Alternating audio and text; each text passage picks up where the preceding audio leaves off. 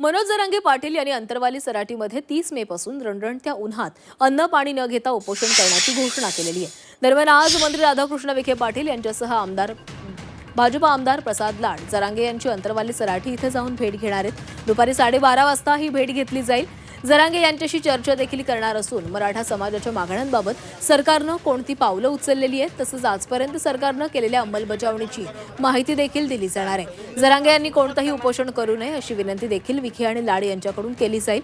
दरम्यान आजच्या चर्चेतून जरांगे यांच्या उद्यापासून सुरू होणाऱ्या उपोषणावर काही तोडगा निघतोय का याकडे सर्वांचं लक्ष असेल।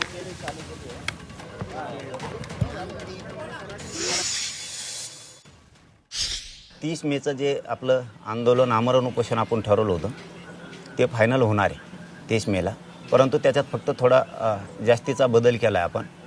ते आमरण उपोषण आपण फॅनमध्ये सावलीत मंडपात बसून आपण ते काय आणखीन सुविधा करून करत होतो ना। समजा सगळे तसंच करतात, मीच नाही तर सगळे तसं करतात। मला अंतिम टोकाचं आणि कठोर आमरण उपोषण करायचं आहे। रखरखत्या उन्हात मी हे उपोषण बास टाकून करणार आहे।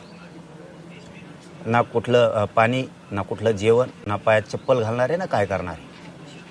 माझ्या शरीरात प्रचंड वेदना आहेत। या जीवाला मी तरसायचं तरी किती दिवस।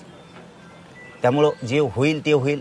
उसनं घाताचा बळी गेला तरी देवेंद्र फडणवीसांमुळं गेला, सरकारमुळं गेला। मराठा समाजाने अंतरवालीत येऊ नये, मी तुमच्या लेकरासाठी झटतोय। सरकार मराठ्यांवरती प्रेम दाखवतंय की मराठ्याला ऊन लागतंय, मराठ्यांना विटीस धरू नका। माझी विनंती आहे, मराठा समाजाने अंतरवालीत येऊ नका। सगळ्यांनी सरकार काळजी करतंय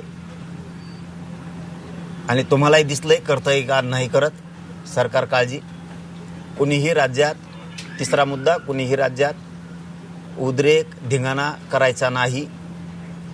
सगळ्यांनी शांततेत, मी तुमच्या समाजाच्या लेकरा बाळाच्या कल्याणासाठी मी मरायला तयार आहे।